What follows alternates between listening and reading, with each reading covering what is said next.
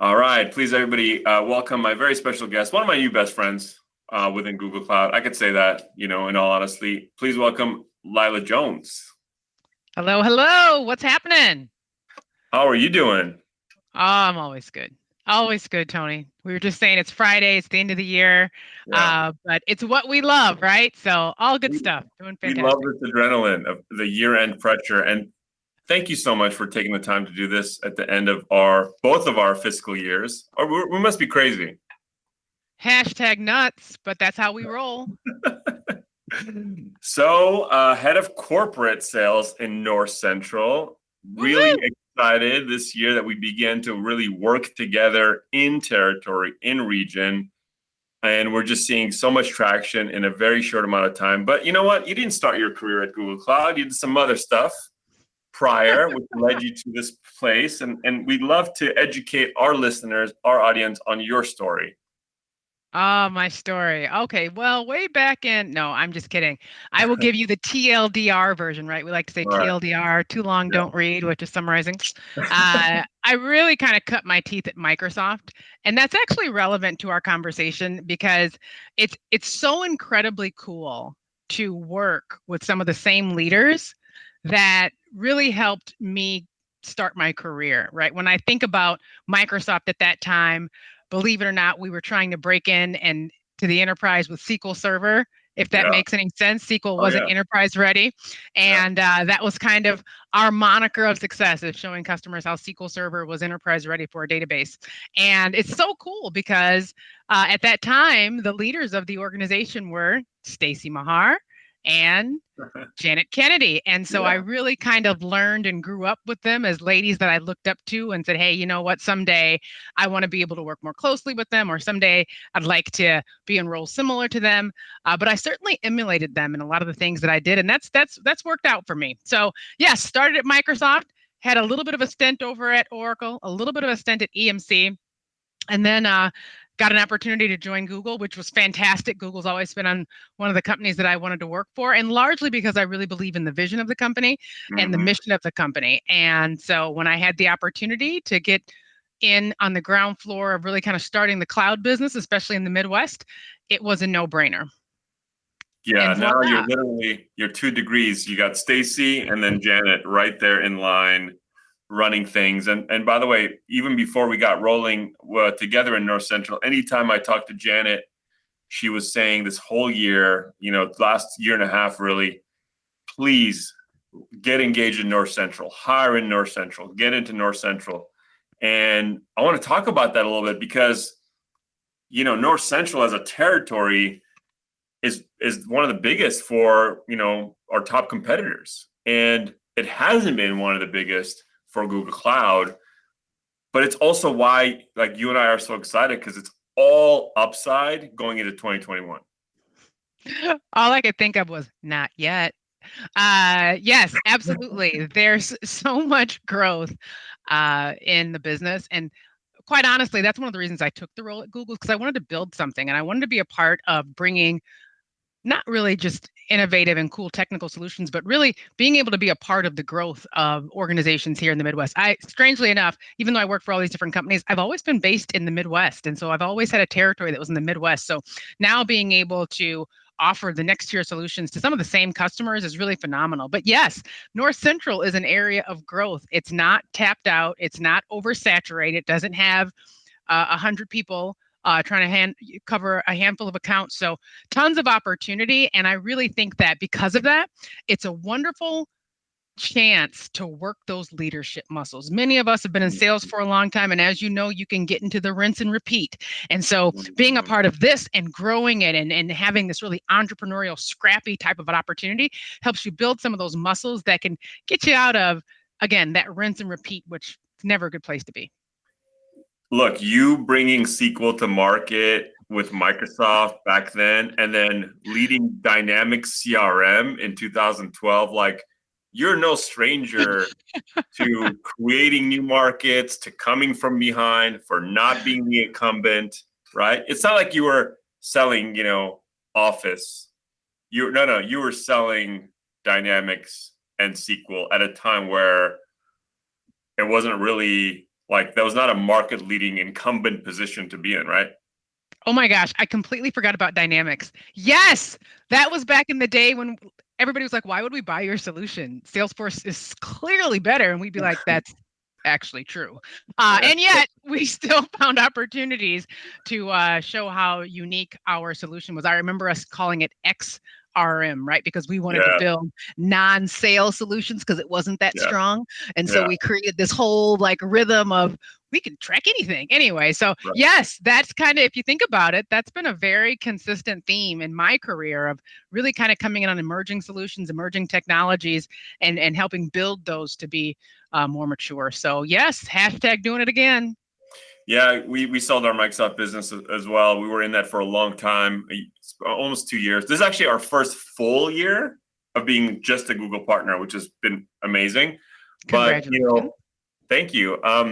There's a lot of reasons why we made that decision, but one of them is certainly that the decision to buy Google, because it's not the inertia-based decision, or it's not like the nobody gets fired for buying IBM kind of decision. It's so amazing when customers do make that choice because it's not the easiest choice, and it's almost always the most transformational choice. So incredibly true. And I could liken that, and I'm going to go off script here. I could liken that. I'm a huge fan to the FIRE movement. FIRE is try and make good decisions so that you can be financially independent and retire early. Now, while I will not do that, I think some of the principles are incredibly interesting. Principles like not overspending, principles like making sure you're investing in the right place, principles like not doing some of the typical things you'd see in consumer society. And because Yeah, of that, you're set above the average, maybe American middle class consumer. Similar to Google, right?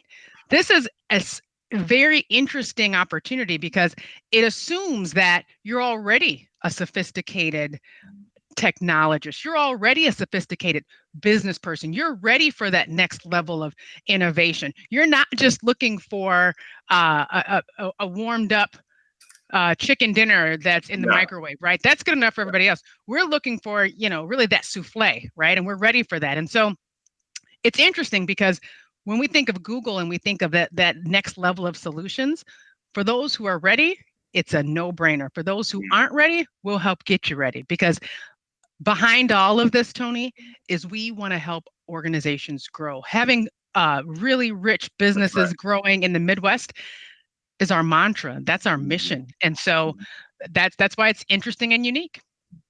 I love how cloud economics works, by the way, from our partner or vendor side, which is, and again, selling Microsoft, selling Oracle, you knew, I mean, we saw customers buying technology that they just didn't deploy, but they bought it because part of an EA or they got a discount on it or something, like just went into some contract.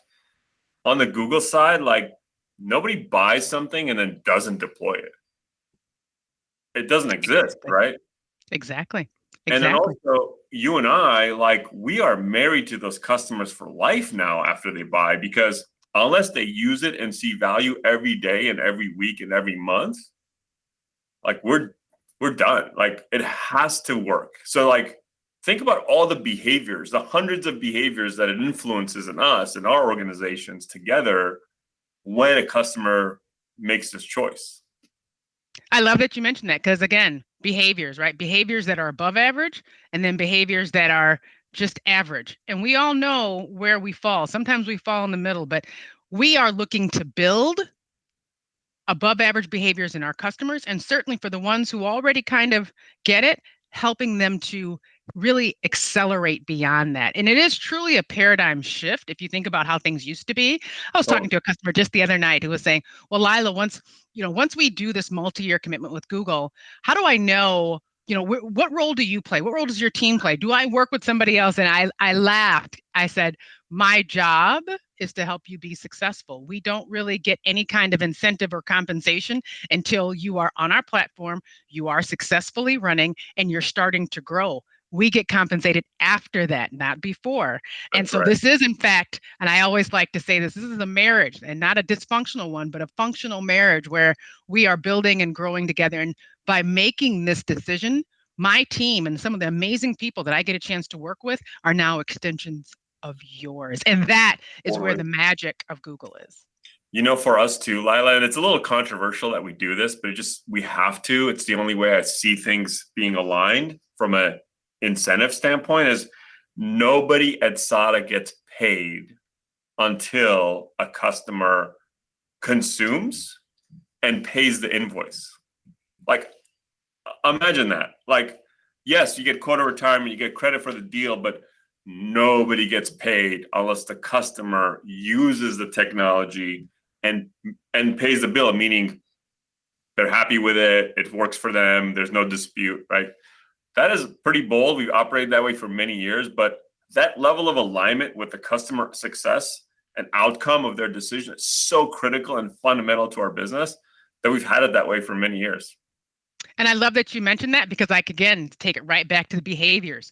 What are the behaviors that we are incentivizing with our teams? What are the behaviors that allow us to align really well with customers? And then what are the outcomes of those behaviors, right? And so it's a really interesting opportunity that goes so far beyond just making a vendor choice. So far beyond just making a vendor choice. I always tell people, if you're just looking for a vendor, maybe just keep looking, right? Yeah. This is truly a partnership, which I know is so overused in corporate America. Mm-hmm. However, it really is how we incentivize the behaviors and the structures of our teams. There's all these other things. Obviously, Google's not going to compete with you. There's all this other stuff. It's wonderful in terms of the market position. But, so in a developing market for Google Cloud, which is North Central, running Corp, especially Corp, which is where a lot of this partnering, for us started. It's where we cut our teeth, still the majority of our business. What role do you see the partner ecosystem playing in helping Google achieve those outcomes and helping the customers achieve the transformation that they're seeking? What a fantastic question. Our partner ecosystem is our growth. Done. Our partner ecosystem is our growth. We can't grow as an organization without our partners. Our customers can't grow as organizations without our partners. They're tangential to each other. And so I think that, and I love that you mentioned Dynamics a while ago, that partner channel, very, very mature. We didn't sell solutions without partners who both did the licensing and did the services. And while we are not at the same level of maturity in Google Cloud, certainly for our Midwest business and our North Central business, that is absolutely the key to our growth. And so we have 5 tenets on my team. And one of those is we will lead with partners. Period. Yeah. Look, I think, of course, I'm biased. We're in this business, but I think it does translate into the best customer experience when a partner is there early, helping him on a journey. By the way, again, if the partner is the one who's transacting the consumption product or the SaaS product, they're on the hook for that to be successful. So you get everything you would get from your organization. You get Lilah and Tony. That should be a show, right? That should be a show. You go the Lilah and Tony show. She's great, but it costs the same, maybe less, but you get Lilah and Tony. So that's you get the full power of SADA behind you and Google behind you or other partners. And I think again, it's matter of kind of the sellers within Google kind of getting into that rhythm of how to scale themselves. But it's also a matter of us demonstrating the value proposition to the customers and to your field in every engagement that we're in. I love that you mentioned that because it's the so what, right? So often people talk about our products and our solutions or our market, and a lot of it very candidly sounds the same, right? And you and I have been doing this for a little bit, and whoever's looking at this has probably been doing this for a little bit. It all just starts to sound like a me too. And what I think is really fundamentally different here is us. It's where we are. It's the experience that we're bringing. It's the experience that we're giving our customers. It's the outcomes that they're getting from it. That really is the differentiator. And that is why I'm so thrilled to be a part of it, because it aligns with my brand personally. I think it also aligns with a lot of our customers' brands. The best part of it, even more so, is once we're able to work together and the company is growing and things are going great for our customers, we can start to introduce, and I know you've talked about this, really cool programs and ideas around how can we improve culture? How can we improve in diversity? How can we help you learn what Google has done on things such as rewriting your job description so that they're more women friendly? How do we Right. start to, now that we're not just worried about kind of keeping the lights on and being efficient, now that we've optimized here, where else can we optimize? I just had a Totally. call today with one of our customers, and they were saying, hey, Lilah, we'd like to, strangely enough, we don't even have any ERGs, and we'd like to start the first ERG for African Americans. We have Mhm. no idea what to do. What should we do? And it was the best conversation ever. And I felt so incredibly grateful that A, they felt comfortable enough to reach out. And then B, that I could impart some of the things that we've done at Google and some of my experiences to help them have 10x impact in their organizations. This is not about a contract. This is not about how much consumption they have. This is about people. And Yeah. so that's the difference with us. I think some of our customers do get surprised about the level of cultural integration that happens. Again, like if you're deploying Workspace, it's going to cause you to work differently in the most collaborative fashion you've ever done it. Or if you're deploying GCP, it's going to change your engineering and go-to-market culture and the way you look at your customers and the products you're building. Like it has those implications. But then because we're married to these customers for like 3 years, 4 years, 5 years, right? At least in the first term, we really start like kind of getting into each other's business. And I think that's a beautiful thing to be looked at, not just as your compute, your storage, your email, your this. You are like, I'm your customer. The more successful I am, the more I'm going to spend with you, because that's how cloud works. So we're totally aligned, like for the long term and things outside of technology. I like that you mentioned that, and I'm a huge fan of bringing it back to where we started, right? We talked about behaviors. We also talked about habits, and we all know that we are the sum total of the 5 people that we spend the most time with, right? Mm-hmm. So if you figure in a marriage, hopefully that's one of the people that you're spending time with. The Mm-hmm. idea of the fact that because we now have a cadence where we're spending time with some of these key customers that have chosen to have this level of relationship with us, we're starting to be able to not only learn from them and some of the things that they're doing to scale and get great outcomes, because it's bi-directional, but then again, like sharing some of the things that I mentioned, that hey, we're really good, we have strengths in this area. How do we both work together to light up both sides? And so it's Yeah. really just a phenomenal opportunity. Yeah. And look, these financial commitments, some of these digital natives, tech natives, I know that there's lots of traditional in North Central too, but for some customers that are choosing GCP because it's the best technology, they're making the biggest financial commitment, the biggest strategic bet in their whole company is betting on Google and on us as a partner. And that is like an amazingly humbling thing, but also one that invigorates a sense of responsibility. Like, oh my God, they're betting $20 million on this or $50 million on this or whatever. Like, holy cow, that is a lot of responsibility. And that means we're going to be there for them for anything. And not only that, think about what it's going to do for them, right? They are seen as change makers. Change is very difficult in Yeah, organizations. Let's just be honest. that's right. Being able to be a change leader and to be able to manage all your stakeholders, deal with the different decision trees, understand how to land change and then deliver on it. That is huge. So anybody who's doing that with us, which is probably why there's such great relationships, they are already a leader in their market. For And sure. whether they're recognized or seen for that yet, it's only a matter of time. And for Well, those yeah. who are working on the technology, we're saying, hey, you know what? I already know AWS, I already know Azure, da da da da da.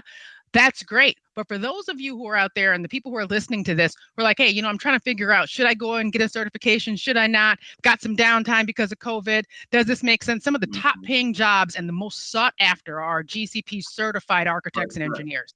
If you want job security, hashtag hello, that's where it is. I Yeah. can't tell you how many people are looking for opportunity there. So I know that this is overused, but Eric Schmidt once said, hey, if you get offered an opportunity to have a seat on a rocket ship, get on it. Don't worry about where it's going. And I'm so happy that I made that decision. And I love being able to give customers and people who are looking for opportunities the same Yeah, opportunity. it's not just a customer, like as in the company. It's the 3 people who championed this decision that was not the default decision. Like to your point, like we can't understate what it takes to make a 20, 30, 40, 50 million, 5 million, 1 million, whatever you're starting, like that big of a bet on something that's not already there. It's not like a $20 million Oracle deal or $20 million like if it's already there and you're like renewing something, it's like, okay, whatever. but it's like, we don't use Google today, and I want to, and here's $5 million. Like, that is, like, you and I are like, oh my God, we have to make sure that person gets promoted for this decision. Like, let's make sure they look good as we know they can. And we'll put everything into that relationship to make that happen, right? We feel responsible. Absolutely. I always love to have conversations, again, not about technology, but how do you make money? How are you making money? And then how can we be a part of that equation? And honestly, if we can't be, we shouldn't be talking. But certainly, if we can brainstorm to impact how you make money, how efficiently you do that, and where we can optimize and light that up with not only technology but innovation, then those are super interesting conversations, and those are super interesting shifts that we help to enable in organizations. And quite honestly, that's one of my passions, right? I've been a seller for a while, and after a while, you're like, okay, why is this different? How is this different? And I know from some of my experiences that whole idea of change management, landing change, enabling people thinking different, having a growth mindset, being curious, always looking to improve. That is absolutely at the core of what I stand for. And so being able to find those types of champions in our customers and then enable them is why I do what I do. Yeah, totally. Gets us so excited. But all this is wrapped around, I think, your deeper passions. We talked about this before. I know you're super passionate. It already came out in just how you speak about the role of, women, and the role of, especially in technology. Like, we haven't always been very, very good as being a welcoming space for diversity, a welcoming space for women in tech. Like, technology, I know you've been in the game a long time. You've probably seen it get better, much better today than it was in the past, but there's still a lot of room to grow. Do you want to talk about that? Because I'm super passionate about making SADA a place like that, and making actually the whole Google Cloud ecosystem a place that is the most progressive thinking on this topic. So I love that you mentioned that as well, because it is a challenge. And I think it's only because people don't know it's an option. So similar to us breaking into a market and educating customers about all the great things they can do, we have to educate people who are in our pipelines that this is a viable career path. Because strangely enough, unless you know somebody who's in this field or somebody who's doing this type of thing for a living, it's not like you're 10 years old saying, hey, at some point I want to go and work for SADA and work for Google in the cloud division, right? That's just not something that you're going to have exposure to. And so I think it's super, super important, because we already know that the statistics show that highly diverse organizations are more profitable, period, done, end of story. And so my third kind of leg of passion that I always like to talk about is really making sure that people know about the opportunity to use their passions and their strengths to further this mission, but also to find their sense of purpose and to fulfill their sense of purpose. So when I think about women, and I think about the fact that we now have an all-women leadership team, which is phenomenal. It's cool for me, because I kind of got a chance to work for this same women leadership team, which is maybe saying why there's a problem, but the same women leadership team before. And it's so neat, because I feel that once you have people in place that can be mentors and they can be role models, and people have an opportunity to learn from them, they know that it's possible for them as well. Quite candidly, for women, especially women who are looking to build their career through a very linear approach in an organization, we often shy away from our leadership roles and management roles. And one of the reasons why we don't have, well, it's not what I think. It's proven. McKinsey has done some studies on it, and there's several other scientific journals out there that have done, qualitative research around this. Quite candidly, it's because of the fear of failure. It is because of the lack of sponsorship, and it is because of all of the self-doubt that unfortunately goes right along with being in certain groups that are underserved. I was actually just talking to a very, very, very qualified person in our business that was saying, Lilah, I was thinking about that, but I'm not going to go for this next level of role because I don't have the sponsorship. I'm not going to go for this next level of opportunity because I'm not good at talking or selling myself. I'm not going to go for this next opportunity or role because nobody looks like me. And that hurts my heart. Oh, that hurts my heart. And so, in order for us to change, I feel the number of women who are in careers like this and who are in leadership roles, we have to absolutely pull up the folks who are already here. We've got Yes. to take the folks who are already, like you already did, like with Courtney. Courtney was in an individual contributor role at Google, and you gave her a Yeah. leadership role, and I will always respect you for that. Um, we've got to pull those folks up. So Yeah. I love the fact that we've put a lot more money and time into our leadership development because it's important to attract, but man, you got to take the folks Yeah. who are here who've been grinding Yeah. and help those folks move on in their career and get to new levels of success because they'll bring the legions with them. Did you see that Courtney just won a CRN award for No! rising 40 under 40 rising stars? Oh, that's awesome. Oh, that Yeah. makes me feel so happy. And you gave, I mean, she's already killer, but you gave her an opportunity to stretch her legs that quite Totally. candidly apparently wasn't happening in her work group. So I Yeah. appreciate that. And you got a fist bump from me on that one. No, I mean, look, it's all about giving that shot, of course, to some extent, but more than qualified, super lucky with the timing. It's just, big places like Google, a lot of people get hired. Not everybody gets the seat that they want. So it's like, okay, I don't want to just manage this one key customer, which is kind of her option at the time. It's like she reached out to me, and because of my presence, I think on LinkedIn, she's like, okay, I think I might, do well here culturally as far as like expanding on the culture. And she was right, and she came. She's celebrating her year anniversary in January. It's only been a year, but she's hit the ground running. She's built an all-female team in North Central, not even on purpose, but it just happens to be that our team is all-female up there. She's done a very good job building an awesome team. But yeah, so I feel that certainly, and my wife was an attorney, and she worked in entertainment. And so there's definitely, she experienced some things that weren't actually that great from women supporting each other. And we know that's something that has gotten better, has to get better. But what role do you think men have?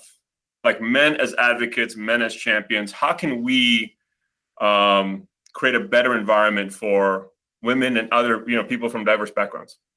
I love that you asked that because that was exactly where I was going to go. We must be like telekinetic or something. Men can help tomorrow or later today by taking a look around you and seeing which women are on your teams that you can help promote, support, and enable to the next level. And if you don't have any women on your team, everybody says, well, we'll get a pipeline, we'll get some people, and then you lose focus. Look Yeah. around for other people's teams, for women that you can sponsor and help to move to the next level. And let me be very specific about that. That's not, oh, get on my calendar for a one-on-one and I'll give you some tips. It is having a conversation saying understanding what their aspirations are and then how can you connect and open doors for them so that they can realize that. So my first ask would be, or my first recommendation, not ask, would be look around and see which women are around you that you have overlooked or you haven't thought of and see how can I next week open a door for them. Opening a door means enabling them to be considered for a role that they aren't being considered for now. And it doesn't matter whether we think they're perfect for or not. Let them be in the conversation. Yes. Just let them in the conversation. They don't have to take it, but let them in the conversation. Because they are less likely to ask on average, to your point, right? They're more likely to worry about if they're perfectly qualified or not. On average, again, we're generalizing, of course, but there's that element. I don't think so. If they're not going to raise their hand more, like it's on us to go and raise it for them. And I think that's part of the advocacy and kind of the lens that we can have. And actually, it was a very transformational moment for me. It was a year ago now that I was invited by Carol Lee and Amy to join their sort of panel on this topic of men as champions in this women in technology event that the channel company puts on. So it was like Lilah, 1,000 women and 4 guys. Oh, it was unbelievable because I was like, this is how it must feel at other tech events. When the shoe's on the other foot, right? But we got to go on stage and talk about but I'll tell you, and this is another reason, and we talk about how Google is so much more than just a software vendor. Google Cloud the partnership has been so influential in how I think about our company and my role, not just inside of SADA, but outside of SADA, because I will be the first to admit that 3 years ago, this issue and element was a complete blind spot to me. I was not aware. I wasn't active. I was raised by like badass strong women. My wife is a badass strong woman. I have 2 daughters, but I thought it was just like automatic. Like these things just happen, but oh boy, was I wrong when I looked at my whole field sales organization. It was all dudes. I was like, it's all men. Well, welcome to the other side of awareness, right? And kudos to you for that.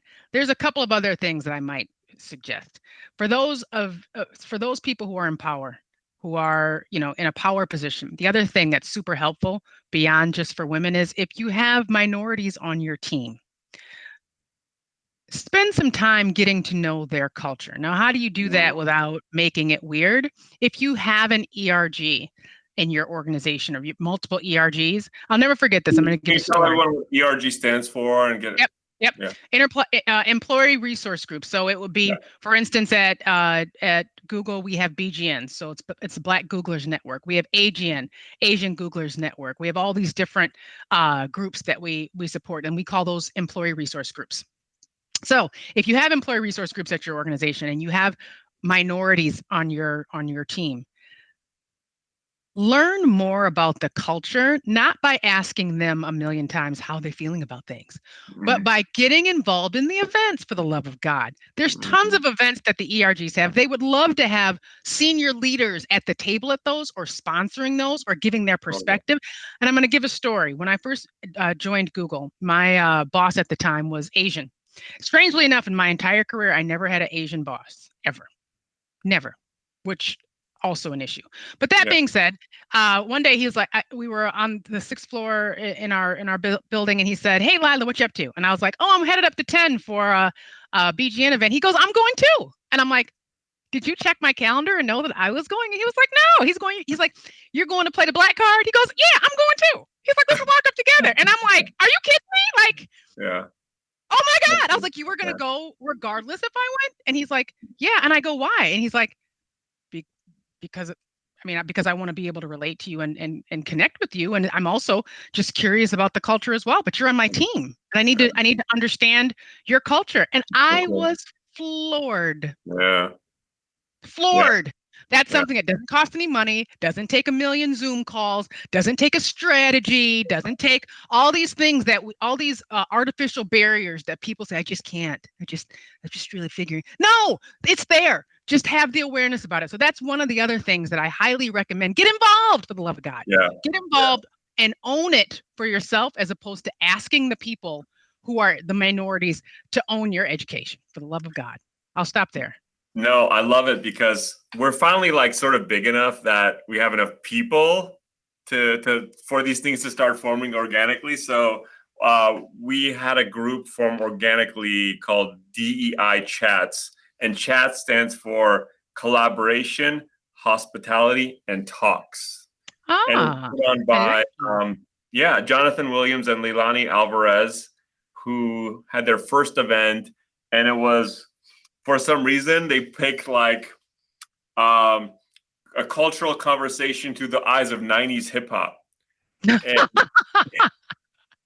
I'm not kidding. And it was like 40 people showed up, and it was just and they had like a whole narrative, and they went through like the different periods of hip hop within the 90s, and then how the women came, and how the, just the cultural conversations, right? And like also all these like white rappers came, and like how that changed things. And it was just like really, really awesome. And it was only 30 minutes. It could have been 2 hours, but we got a great level of participation. And Jonathan Williams is like very new. He's from New York, and he's a number 2 guy in our legal organization too. So he has the sponsor of our chief legal officer to do this, and it's just phenomenal. And I know that we'll do more.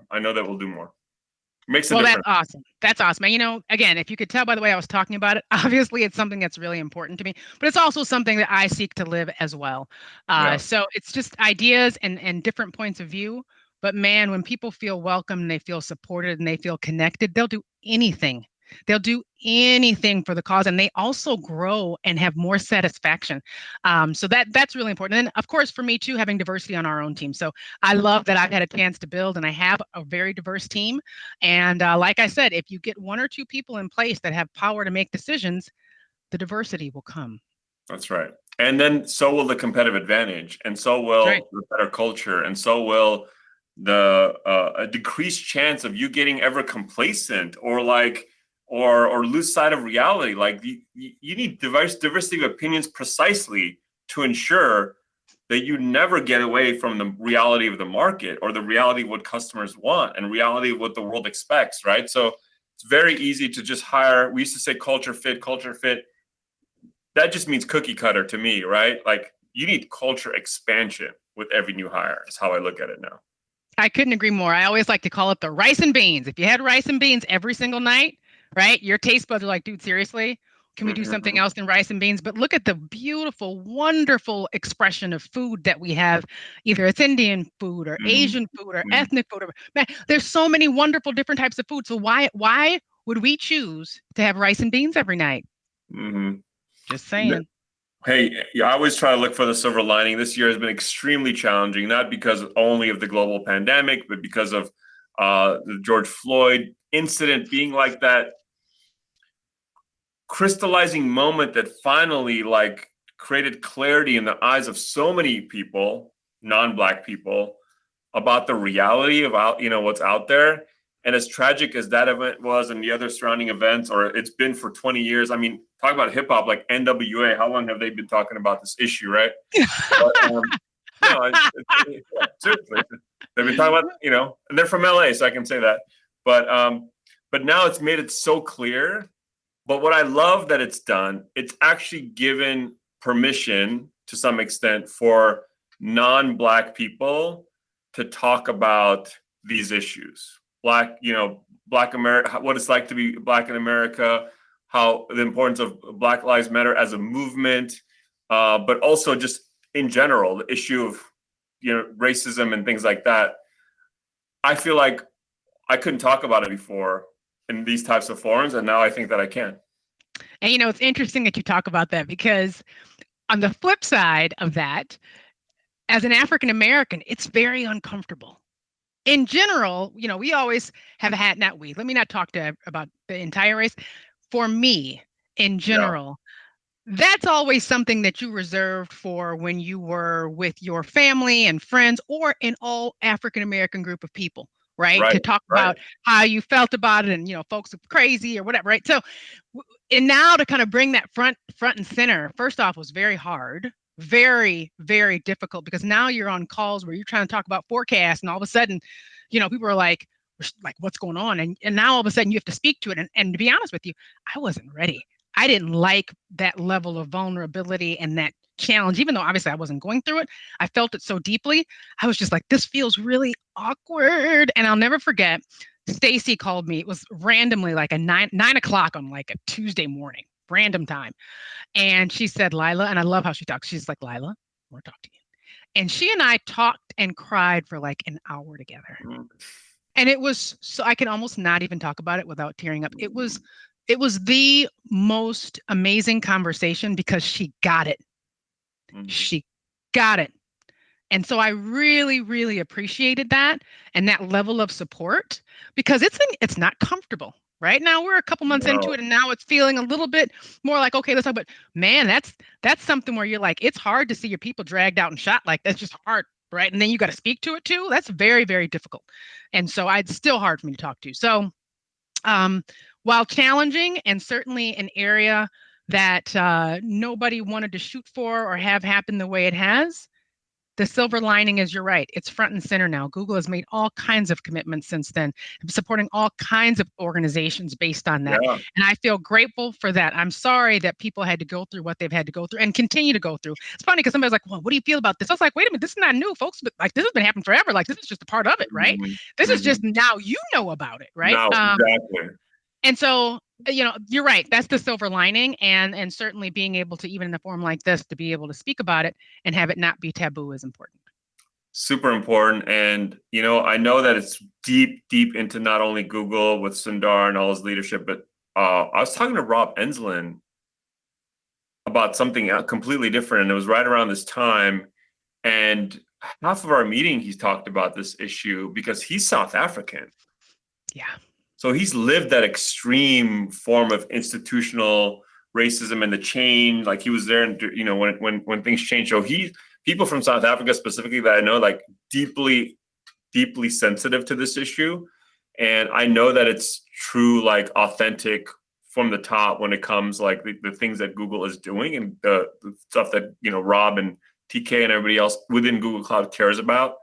But I love at the core that has changed the level of expectations of people like me that are like, well, if I'm not racist personally, I'm doing enough. Actually, you can do a lot more. There's honestly so many opportunities, but similar, it's just all about awareness. So once you become aware about something, then you have a responsibility towards it. Otherwise, your subconscious is going to nag you to death. Right. And so it's important, I think, to bring a voice to these topics, to act on these topics, to have a voice, to encourage others to talk about it. Because just in that level of awareness and discussion, we are making a difference in how people engage and how they interact and what they notice and what they won't accept anymore. And I think that's how we'll have change. And you know what? I think it's super important that it keeps going. We don't want it to be a flash in the pan. We don't want it to be a 2020 thing. That's why we're still talking about it. And this is going to air in 2021 probably, right? So this is like, it needs to be part of our core and culture that not only are we, not racist, but we are anti-racism. We are pro-equal opportunity. We seek places, like we've done things that are going to live forever, like our, Twitter and Wells Fargo level sponsorship of NSBE, National Society of Black Engineers. We are going to those career fairs. We're recruiting talent from there into our SADA University program. We're speaking on the topic. It needs to be persistent. And by the way, like our tolerance level in terms of like what's acceptable and our level of expectations of ourselves and our teams, that needs to be the legacy of the tragedy that was 2020 from that standpoint. Like, the culture has to have changed forever, and all of us have a role to play in that. I could not agree with you more. Amen, brother. Amen. All right, I think it's a great way to end this topic. I'm glad that you got a little deep on this topic. I know it's hard. It's very emotional. Kudos to Stacy, by the way, calling you like that. Yeah, that was a pretty cool move, and it was random, and it didn't feel like somebody was asking her to do it. It's just. I'm very fortunate to be able to work with a really great team. That is something I'm grateful for, and I look up to Stacy. If you can't tell, I always have, and I learn a lot from her and Janet. It's just really, really cool. It's a great position to be in, and so I'm grateful for that. Me too. I'm grateful to be a Google partner. I feel blessed every day. I'm so happy that we get to be on the ground level. We've been doing this 14 years with Google, but I feel like it's a second inning. Like, we have so much work ahead of us. I can't wait to partner even more closely with you in 2021. We're going to have such a huge impact using this momentum that we built this year. And I just want to thank you for being my guest on Cloud and Clear as well. It was awesome. Hey, thank you for asking. I enjoyed every second. Thank you. See you soon. All righty. Thank you for listening to Cloud and Clear. Check the show notes for links to this week's topics. And don't forget to connect with us on Twitter @Cloud and Clear and our website, sada.com. Be sure to rate and review the show on your favorite podcast app.